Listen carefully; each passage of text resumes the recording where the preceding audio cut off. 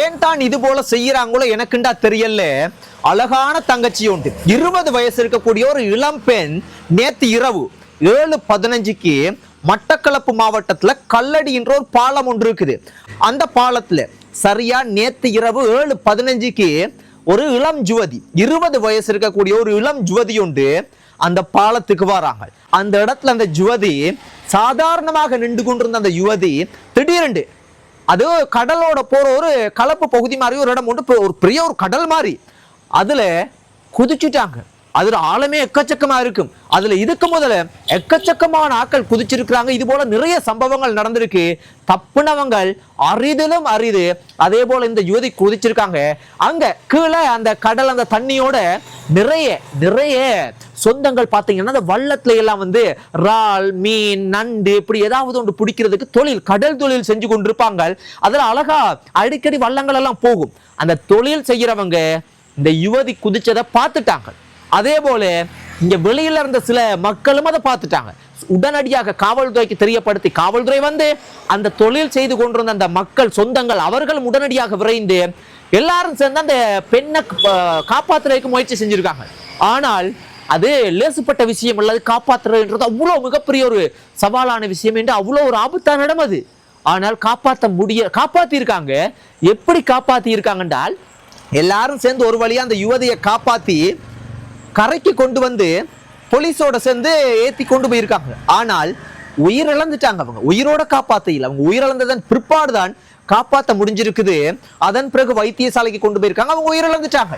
So இந்த பிரச்சனை என்னன்னு பார்க்க போனோம் என்றால், இதை நான் சொல்றதுக்கு முதல் இது போல சம்பவங்கள் இந்த மட்டக்களப்பு மாவட்டத்துல மட்டும் இந்த வருஷம் 1ஆம் தேதியிலிருந்து இந்த 23ஆம் தேதி வரைக்கும் இந்த 23 நாளில் மட்டும் மொத்தம் 16 நபர்கள் இது போல பாலத்துல அங்க இங்கெல்லாம் தவறான முடிவுகள் எடுத்து இறந்து போயிருக்காங்க. கொஞ்ச நாளைக்கு முதல் உங்களுக்கு தெரிய, பஸ்ல இருந்து கொழும்புல இருந்து அதே மட்டக்களப்புல அந்த கல்லடி பாலத்துக்கு கொஞ்சம் முன்னுக்கு ஒரு கடையில அந்த போட்ல பாத்தீங்கன்னா ஒரு தவறான முடிவு எடுத்திருந்து.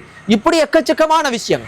கூடுதலா இது யார் செய்யறாங்கன்னு பார்த்தோம்னா இளம் பிள்ளைகள், இளைஞர்கள், இளமாக்கள் தான் செய்யறாங்க. அப்ப இவங்களோட பிரச்சனை என்னன்னு பார்க்க போனா, அதுக்கு முதல் இந்த கல்லடி பாலத்துல நேத்து குதிச்ச அந்த தங்கச்சியினுடைய விஷயம் என்னன்னு பார்க்க போனா, இப்ப நாங்கள் இது ஒரு தனிப்பட்ட விஷயத்தை டீப்பா கதைக்க முடியாது. ஆனாலும் சமூகத்துக்கு, இந்த காணொலியை பார்க்கிற இளம் பிள்ளைகளுக்கு, பெற்றோர்களுக்கு ஒரு விழிப்புணர்வாக இருக்கணும்னு நான் உங்களுக்கு சொல்றேன். அந்த காவல்துறை விசாரணையில மேலோட்டமா லைட்டா கொஞ்சம் லேசா சொல்லி இருக்கிறது என்றால், இவங்க தாளங்குடா, மட்டக்களப்பு மாவட்டத்துல தாளங்குடான்றது அப்படின்னா அந்த கல்லடி பாலத்துல இருந்து இன்னும் கொஞ்சம் தூரம் அந்த இடத்துல இருக்கக்கூடிய ஒரு பெண் போன வருஷம் உயர்தர பரீட்சை தோற்றியிருக்காங்க போல.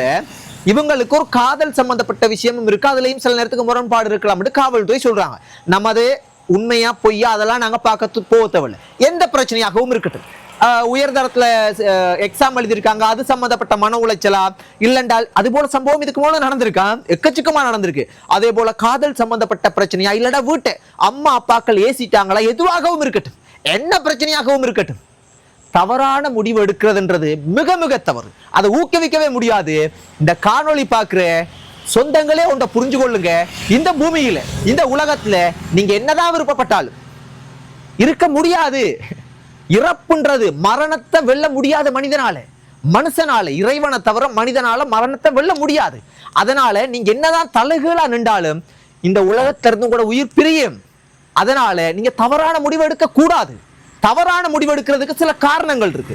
ஒன்று, நாங்கள் யார் மீதாவது அன்பு வச்சா, அம்மாவோ அப்பாவோ காதலியோ காதலனோ இல்லாட்டி மனைவியோ கணவனோ சொந்தமோ பந்தமோ தெரிஞ்சவங்களோ தெரியாதவங்களோ யாராகவும் இருக்கட்டும், நாங்கள் ஏதோ ஒரு கோபம் மனஸ்தாபம் ஏதோ ஒன்று நடந்துட்டு நாங்கள் இறந்து போனால் தவறான முடிவெடுத்தா அவங்களுக்கு வலிக்கும், அவங்க யோசிப்பாங்க, அவங்க கஷ்டப்படுவாங்க, அவங்க துன்பப்படுவாங்கன்னு நினைக்கிறீங்க. இது தவறான எண்ணம். ஏனென்றால் நீங்க இறந்துட்டீங்க, ஒரு நாள் நினைச்சிருக்கலாம், 2 நாள் நினைக்கலாம், ஒரு கிழமை கவலைப்படலாம், ஒரு மாசம் கவலைப்படலாம், 3 மாசம் கவலைப்படலாம், 1 வருஷம் கவலைப்படலாம், 5 வருஷமே கவலைப்படுறாங்கன்னு வைங்களேன். சாத்தியமா? மனிதன்ட்ட அன்பு, பாசம், கோபம், வெறுப்பு, மறதி, நேசம், நல்லது கெட்டது எல்லாம் கலந்ததுதான் மனிதன்.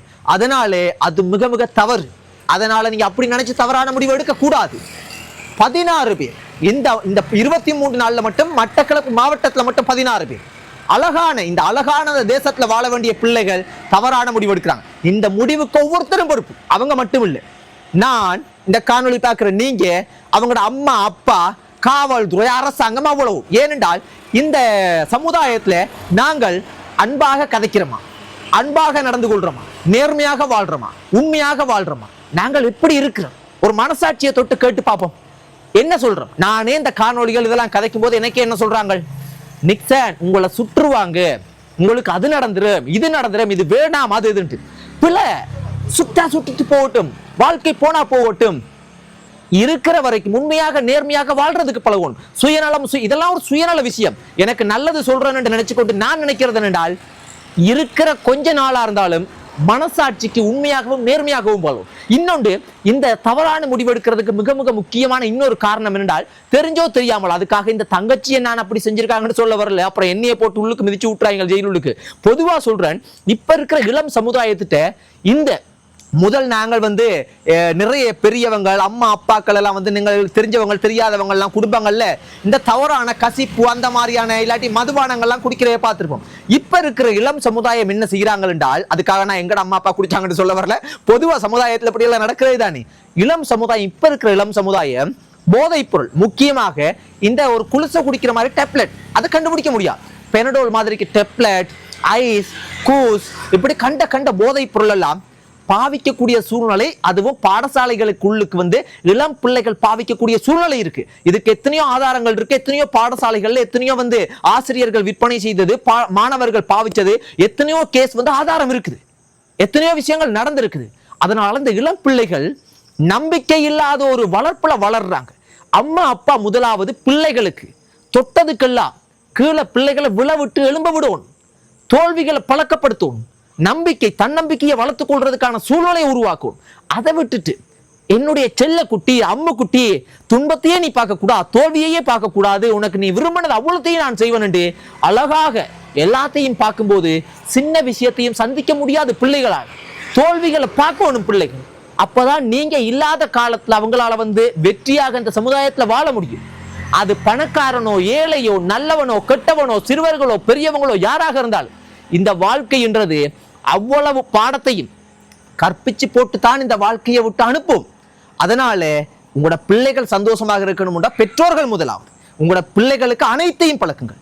பணம் கொடுங்க வேணாம் என்று சொல்லல, ஆனா பணம் இல்லாம கஷ்டத்தையும் கொடுங்க, நல்ல சாப்பாடுகளை கொடுங்க, ஆனால் சாப்பாடு இல்லாத வறுமையையும் காட்டுங்க, நல்ல உடைகளை கொடுங்க, ஆனால் தொட்டதுக்கு அனைத்துமே ஆடம்பர உடைகளையே வாங்கி கொடுக்காது, நல்ல கல்வியை கொடுங்க, ஆனால் கல்வி இல்லாத சில கஷ்ட துன்பங்களையும் காட்டுங்க, அனைத்தையுமே காட்டி வளர்க்கணும். அதுகள் இருந்து அதான் உங்களோட பிள்ளைகள் நல்ல ஒரு பிரஜையாக, ஒரு சிறந்த ஒரு நம்பிக்கையான, உங்களுக்கு விருப்பப்பட்ட பிள்ளைகள் மட்டும் இல்லாம உங்களை போல உங்களோட பிள்ளைகள் போல பல பேருக்கு முன்னுதாரணமாக நம்பிக்கையானவங்களாக வாழ்வாங்க. அதனால நான் சொல்ல வாரது என்னென்றால், மிக மிக இளம் சமுதாயம் சிறிய வயதுல, சிறிய குறிப்பிட்ட காலத்துல தவறான எண்ணங்கள், தவறான முடிவுகள், சில விஷயங்கள் எடுத்து இந்த உலகத்தை விட்டு பிரிகிறாங்க. இதற்கு அரசாங்கம், காவல்துறை, பெற்றோர்கள், நீங்க அவ்வளவு பேரும் பொறுப்பு. ஒரு மாவட்டத்துல மட்டும், மட்டக்களப்பு மாவட்டத்துல மட்டும் இந்த வருஷம் 23 நாட்கள்ல 16 நபர்கள், முக்கியமாக அதிலையும் அதிகமாக இளம் பிள்ளைகள் தவறான முடிவெடுத்து இந்த தேசத்துல, இந்த பூமியில, இந்த உலகத்தை விட்டு போறாங்க. என்ன காரணம்? தன்னம்பிக்கை இல்லை, தவறான எண்ணங்கள், தவறான சிந்தனைகள், தவறான பழக்க வழக்கம், சமுதாயத்துல பார்க்கிற விஷயங்களை பார்த்து பயப்படுறாங்க. வேணாம் அம்மா, அழகாக வாழுங்க. ஒவ்வொருத்தரும் நாங்கள் கதைக்கிற வார்த்தைகள், நாங்கள் நடந்து கொள்ற நடவடிக்கைகள், நாங்க வாழ்ற வாழ்க்கை முறை அவ்வளவும் எங்களது மட்டுமில்லை, எங்களை ஒவ்வொருத்தரும் பார்க்கிறாங்க. எங்களை பார்த்து மற்றவர்களும் நேர்மையாக உண்மையாக சிறந்த வாழ்க்கை வாழ்றதுக்கு பழகும். நன்றி சொந்தங்களே. இந்த மாதிரியான நல்ல விஷயங்கள் சொல்றதுக்கு கட்டாயம் ஆதரவு தரமாட்டேங்குது எனக்கு கட்டாயம் தெரியும். மோசமான கற்பழிப்பு, கெட்ட கதைகளையும் சும்மா ஜால்ரா அடிக்கிறதுகளையும் கதைச்சா நீங்க நல்லா அதுகளையெல்லாம் என்னையை போல நல்லது கதைக்கக்கூடிய என்னையை தூக்கி விடலான்றாலும் பரவாயில்லை. எத்தனையோ நபர்கள் இந்த சமுதாயத்துல இருக்கிறாங்க, சிறந்ததை செய்யற, சிறந்ததை கதைக்கிற, சிறந்தவங்களாக வாழ்றவங்களை தூக்கி விடுங்க. அவர்கள் தான் இந்த சமுதாயத்தை சரியான பாதையில கொண்டு போவாங்க. அதுக்காக குறைகளை சொல்லல. இளம் பிள்ளைகளே கவனம். வாழ்க்கைன்றது வாழ்றதுக்கு தான், சாகிறதுக்கு இல்ல. இறப்புன்றது உங்களால வெல்ல முடியாது. கட்டாயம் அந்த இறப்பை நீங்க சந்திச்சுதான் ஆகணும். நீங்களாக முடிவெடுக்காதீங்க இறப்ப. நன்றி சொந்தங்கள்.